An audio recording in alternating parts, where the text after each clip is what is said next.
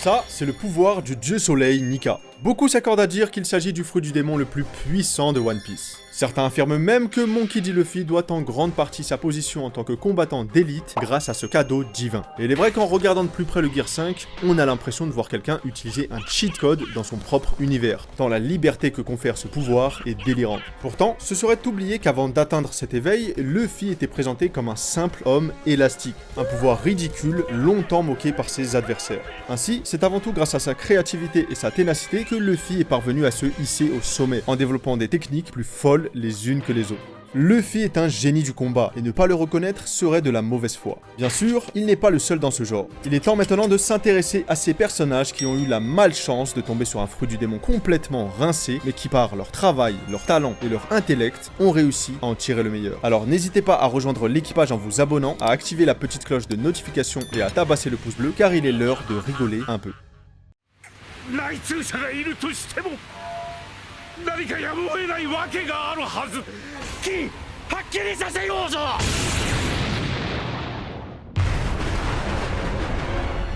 俺がそうだってこと。Le Paramecia du pinceau. Qui n'a jamais rêvé petit de voir ses réalisations prendre vie devant ses yeux? Le fruit du pinceau est la matérialisation physique de ce désir. Et malheureusement, il a fallu que Oda donne ce pouvoir à l'ignoble Kurozomi Kanjuro. Et ce qui est intéressant avec ce personnage, c'est qu'avant que l'on apprenne qu'il est en réalité un serviteur du tout aussi dégueulasse Orochi, nous pensions que son Paramecia du pinceau était un pouvoir faible. En effet, Kanjuro est un acteur, et durant tout son séjour aux côtés des Fauves Rouges, il prendra la peau d'un immense débile. Ainsi, à chaque fois qu'il utilisait son pouvoir, c'était pour nous pondre des abominations. Bon, on fera quand même une dédicace au petit dragon qu'il a dessiné et que Robin a trouvé totalement mignon. Repose en paix, petit ange. Bref, ça c'était l'acte 1 de Kanjuro, jusqu'à ce que sur Wano, il retire enfin son masque pour nous révéler sa vraie identité. Et à partir de ce moment-là, c'est simple. Le fruit du pinceau que l'on trouvait anecdotique s'est transformé en une véritable arme de manipulation entre les mains de Kanjuro. Ce dernier qu'on pensait être un piètre dessinateur s'est révélé comme étant un artiste accompli. D'ailleurs, si c'était pas un déchet comme ça, il aurait pu faire fortune en vendant ses chefs-d'œuvre. Quoi qu'il en soit, ce fruit permettra à Kanjuro de créer une représentation parfaite de lui-même et de capturer Momonosuke en un temps éclair.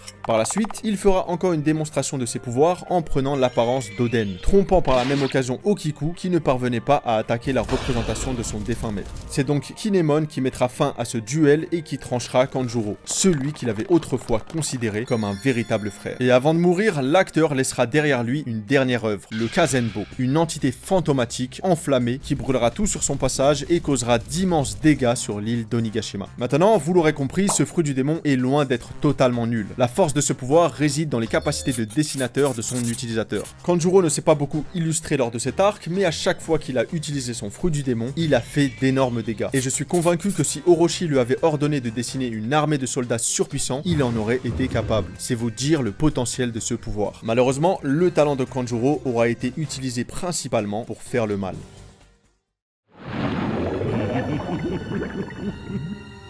退屈しねえなこの世界面白くなってきた Le Paramecia des fils. Les gars, posez-vous 2 minutes et soyez honnêtes. On vous parle d'un manga et on vous dit qu'un mec tout rose, avec une dégaine aléatoire et un fruit qui lui permet de faire des fils, est en réalité l'un des antagonistes les mieux écrits. Est-ce que vous me croiriez? On est d'accord que non. Et pourtant, voici Doflamingo, l'homme qu'on ne présente plus. Ce type, en plus d'être un maître dans l'art de la vente, de la communication et du networking, est un excellent combattant doté d'une grande intelligence. Le Paramecia des fils, les gars. Vous donnez ce fruit à n'importe qui d'autre, il va au mieux vous tricoter un pull avec. Alors que de son côté, Doflamingo se gote, est capable d'enfermer tranquillement des dizaines de millions d'habitants avec ce qu'il appelle sobrement une cage à oiseaux. Une cage qui est faite en fil, encore une fois, et que même l'amiral Fujitora n'est pas parvenu à trancher. Et encore, ça c'est qu'une petite introduction de ce que Doflamingo est capable de faire avec ce pouvoir. Rendez-vous compte, le type peut voler dans les airs, créer des clones, réparer ses organes internes, lancer des attaques destructrices, transformer son environnement en fil et même manipuler des gens. Est-ce que c'est pas là la définition même d'un génie? Non, j'insiste parce qu'à côté, tu vois des utilisateurs de type Logia, qui on le rappelle sont censés avoir le type de fruit du démon le plus puissant, et ben ces derniers, tu les trouves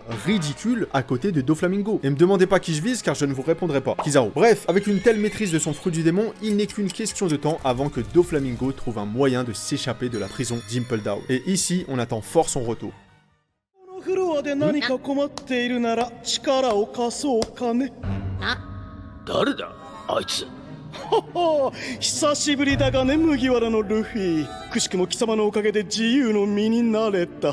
Le paramécia de la cire. On a beau se moquer de Galdino, alias Mr. Free pour sa faiblesse apparente, mais ce type a le mérite d'avoir tiré le meilleur de son fruit du démon, qui, soyons honnêtes, est vraiment limité. En effet, je pense que vous donnez ce fruit à n'importe qui d'autre, au mieux, il trouve peut-être du taf en tant que vendeur de bougies d'anniversaire. Non, parce que le paramécia de la cire, comme son nom l'indique, permet simplement de manipuler de la cire. Et même si cette cire est extrêmement résistante, c'est surtout la manière dont Mr. Free l'utilise qui est impressionnante. Le frérot a fait énormément de choses avec ce fruit du démon et la plupart du temps, c'était très impactant. Par exemple, grâce à son intelligence, il a été capable de mettre fin au duel légendaire de Dory et Brogy sur Little Garden. Un duel qui durait depuis plus de 100 ans et qui a été interrompu grâce à ses manigances. Par la suite, Galdino a même été capable de mettre en difficulté Brogy, Zoro, Vivi et Nami en les paralysant grâce à sa cire. Plus que cela, c'est dans l'arc Impel Down que Mr. Free s'est montré essentiel. En créant une armure de cire sur le bras de Luffy, il a donné la capacité à ce dernier de frapper Magellan, sans rentrer en contact direct avec son poison. Enfin, il sera même l'un des acteurs principaux de la libération de Ace, dans l'arc Marineford, puisqu'il parviendra à confectionner les clés des menottes du frère de Luffy. Non, vous pouvez dire ce que vous voulez sur Goat Dino, mais la manière dont il utilise son pouvoir est digne des plus grands. Et même si ce fruit n'a pas forcément d'utilité au combat, il ne faut pas négliger son importance dans des missions de type sauvetage.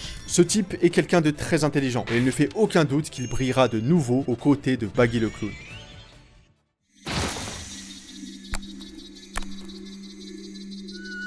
Oi, 誰が撃った？ゲストだぞ。お前は小生片栗。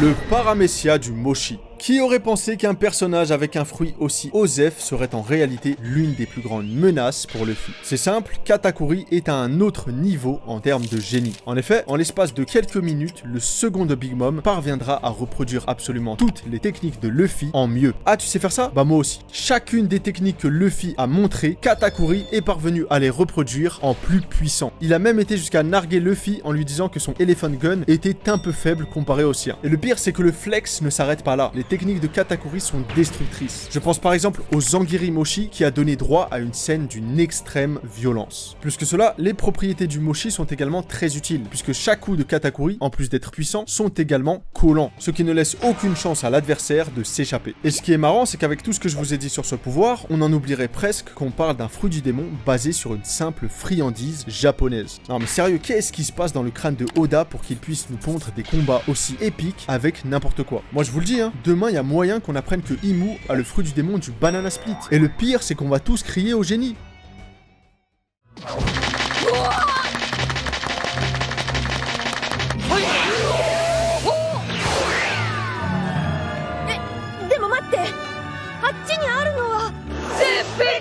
Le Zoan de la girafe.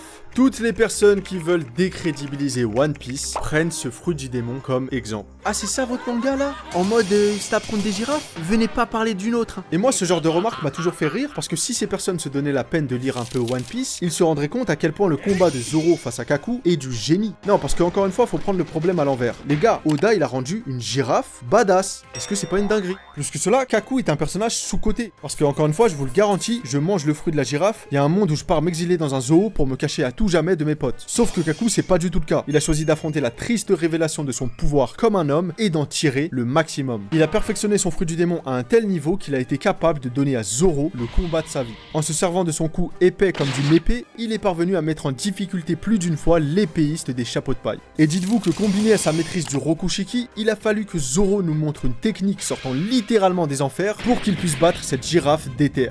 Alors moi je vous le dis, la prochaine fois que vous allez dans un zoo, réfléchissez-y à 2 fois avant de vous moquer d'une girafe. Maintenant, avec tous les personnages que je vous ai présentés, on se rend compte d'une chose. La théorie de Vegapunk selon laquelle les fruits du démon sont la matérialisation des désirs des gens est incomplète. En effet, pour ma part, je suis convaincu que les fruits du démon sont avant tout l'extension de la volonté d'un personnage. Car si des personnages comme Doflamingo sont capables de voler grâce à des fils, c'est que la vraie limite d'un fruit du démon n'est pas le désir, mais bel et bien l'imagination.